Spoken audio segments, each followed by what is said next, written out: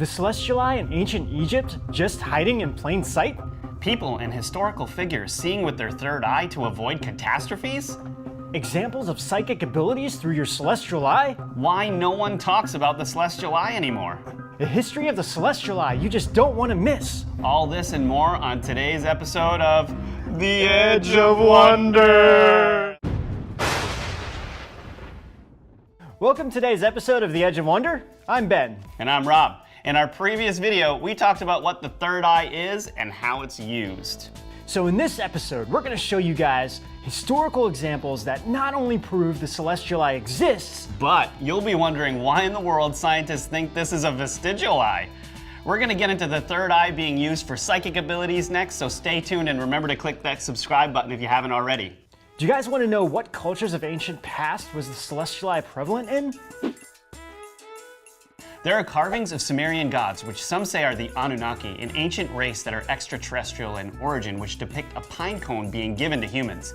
It is said that they had the ability to access their pineal gland for its conscious expanding abilities. Yeah, and it just so happens that the pineal gland is shaped like a pine cone. Ancient Mayan art and architecture also depicts many images of priests and shamans seated in the lotus position, which bear a close resemblance to Buddhism, with also a dot on their forehead similar to what is found in most cultures in Asia. But nothing is more shocking than the Egyptian knowledge of the celestial eye. That's true. That's right. One of the more popular depictions of the celestial eye is from ancient Egyptian iconography with the Eye of Ra and the Eye of Horus. So the really interesting thing about why they use this as the symbol is because when you look at the lateral view of the pineal gland within the brain, it is exactly in the shape of this symbol. Pretty cool, right? Yeah. Ancient Egyptians also broke down the celestial eye into mathematical parts all related to the human body's health. Even though the most common understanding is that the RX symbol came from the word recipe, many people believe its origin was the Eye of Horus. So next time you're at your local pharmacy, make sure to school your pharmacist. We're about to get into some amazing stories of people using their celestial eye. In many cultures in Asia, there is a lot of paintings and other artwork showing scenes inside people's foreheads or having a dot in the middle of the forehead representing the celestial eye or third eye. Did you guys know that in China, the name for the celestial eye or the third eye is Tianmu, which literally means heaven's eye? There's a story in the Three Kingdoms series about a famous doctor named Hua Tuo who saw a tumor in the chancellor of the Eastern Han Dynasty Cao Cao, and he saw it in his brain and wanted to operate on it to remove it. So Cao Cao thought that Hua Tuo wanted to actually kill him, so he imprisoned Hua Tuo, and soon his head started to hurt, and his own doctor said that he had a tumor. So he had his servants go out, try to find Hua Tuo, but it turns out he had died in prison. So since none of his own doctors were as skilled enough as Hua Tuo, there was basically nothing they could do, and eventually Cao Cao died of the tumor. Great job. Just died from pride. There's another story about a famous monk in China named Qigong, who was known as a very eccentric kind of monk, almost like a crazy guy. There's a famous story about how he came upon a village that was located at the base of a mountain, and what he saw was a giant landslide about ready to happen to destroy the village. Like he saw this in a vision. Right. So he ran to the village trying to warn everyone of the coming danger. So what did the villagers do? Well, there was a wedding taking place, and of course no one believed him, because why would you want to if you set all of that stuff up? So like some thought he was there to actually just disturb the peace, right? Right. And after realizing that no one was believing him, he decided to kidnap the bride in the middle of their wedding, which angered the entire town, and they all started to go after him. So yeah. Soon after, the giant landslide happened, which destroyed the entire village. It said a giant boulder was actually about to fall on a little girl, like she was underneath it. Right, and so monk Qigong said to use a supernormal ability called Iron Palm, which pushed the boulder back and saved the girl. So to this day, visitors can see the imprint of a hand sunken into the base of a rock in Hangzhou's Flying Peak, in which this story took place. Right, yeah. Next, we're going to talk about psychic abilities through the celestial eye, so keep watching. And without further ado, we're going to talk about the most famous man related to psychic abilities on the planet, Nostradamus.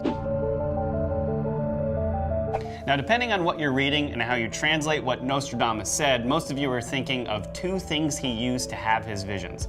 One is a copper bowl filled with water, and the other is a black mirror.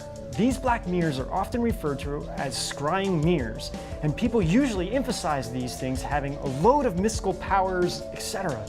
Okay, we're not saying that these mirrors or the bowl filled with water and a divining rod can't have a certain amount of power, but these tools were used mostly as assistants. The real abilities were coming from Nostradamus himself. Yes, sometimes celestial eye visions aren't all that clear, and using a bowl of water or a black mirror or even sometimes a crystal ball can help concentrate, helps you see these visions more clearly as you calm down and focus. So let's just say it plainly. Nostradamus was seeing these visions through his celestial eye, and this is one of the abilities your celestial eye contains, depending on how great your abilities are.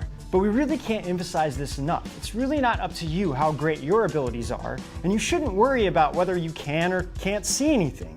The next example, and arguably the best example of someone prophesizing the future, is the Chameleon Sibyl. The Chameleon Sibyl is said to have written her prophecies on leaves.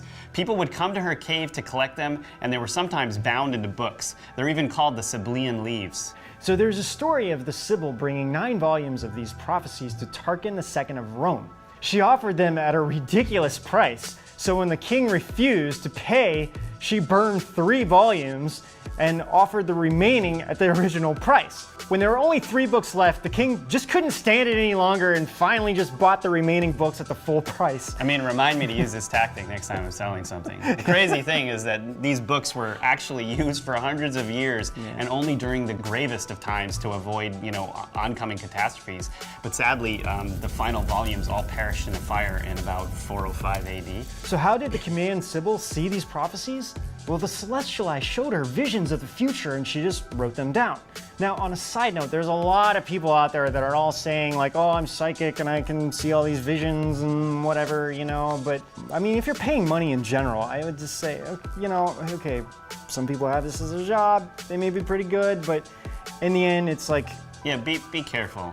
Just be careful. If you haven't watched our video on portals to the underworld yet, you really need to go and watch that. Next, did George Washington really have a vision of an angel that told him the future of America? And did General Patton have visions through his celestial eye? So in the winter of 1777, George Washington had a vision at Valley Forge about the future of America. The account was told by a gentleman named Anthony Sherman and is in the Library of Congress. There's even a painting about the vision.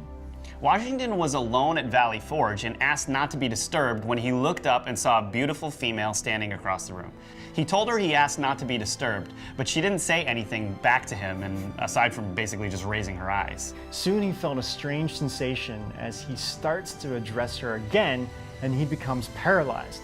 He then sees the room around him just becoming luminous with this light. Yeah, so she says to him, "Son of the Republic, look and learn." And he saw a dark, shadowy being basically behind, which he describes like an angel floating in midair between Europe and America. He sees lightning and hears cries of Americans. Right, so basically what he's seeing is like the peril of the coming of a revolutionary war for the first vision. Right. And then the next scene, he sees Africa and what he describes as an ill-omened specter approaching the US. He then sees the people of America fighting each other. He then sees a bright angel wearing a crown with the word Union on it and bearing an American flag, which he placed between the divided nation and said, "Remember ye are brethren." Instantly, they ceased fighting and became friends once again.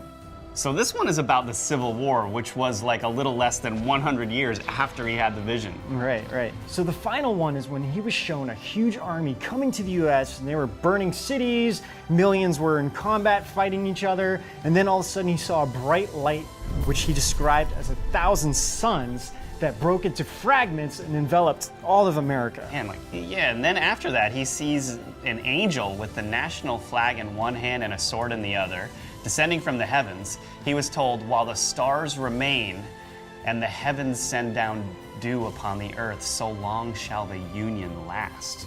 That's crazy. That's crazy. And the stars, I assume, refer to the states, right? That's what I'm thinking the Union too. of the States. Yeah, the Union of the States. But she warns him that the most fearful is the third one, and to tell everyone about what he saw. So he realizes that he's seeing the birth, progress, and destiny of the United States. Want to hear one of the more modern stories about celestial eye visions? General George S. Patton, who is known as the Great General during World War II, but also fought in World War I, said he could see a lot of his previous lives. He wrote Through a Glass Darkly, where he describes how he saw many of his past lives, which he fought in all of them. Yeah. So during both World Wars, Patton even claimed to know his way around all the towns on the battlefields, even though he's never been there before. Patton believed that this came from the time as a French knight fighting in the English under Edward III, most notably at Crécy. That's crazy, man. Patton describes another incarnation where he slayed Parthians with his gladius, an awesome sword approximately 25 to 32 inches long. He even said in his vision that he was wounded and he was killed by like an array of arrows. Yeah, they like shot him. What a way to die. Imagine that. In one of his last visions he had, he was Joachim Murat, who was one of Napoleon's marshals and one of the most capable cavalry officers and leaders in service to the French emperor. Before the 1943 invasion of Sicily, British General Harold Alexander told Patton, "You know, George, you would have made a great marshal for Napoleon if you had lived in the 19th century." To which Patton said, "But I did."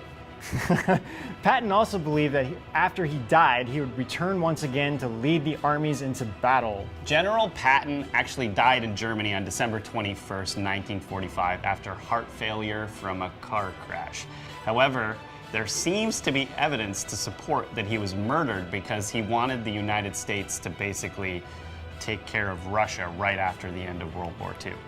To get even crazier, because I mean, we love to get super weird and crazy on this show. Speak for yourself, man. I don't like that. Just kidding. There are many people who believe that President Trump is actually the reincarnation of General Patton. Don't believe us? Check out this picture. They do look a lot alike, and also Trump really looks up to Patton, actually. He which is pretty does, funny. yeah. So of course, we're not saying this is true. It's kind of up to you to decide. So, speaking of reincarnation, do you guys want us to do an episode on reincarnation? Because we have a lot of info on it. Yeah, If you we can definitely do do, it. please comment below, and we'll hit you with some reincarnation stories. So you guys might be asking why no one really talks about the celestial eye anymore. Basically, our understanding is that science criticizes things it can't understand and calls it superstition. But anyway, this has been our episode on the history of the celestial eye. What did you guys think? Please comment below and let us know. Also, guys, don't forget to hit like and subscribe. We can definitely use all the support we can get. We're new and we want to keep making great videos for you guys. Until then, we'll see you guys out On the edge.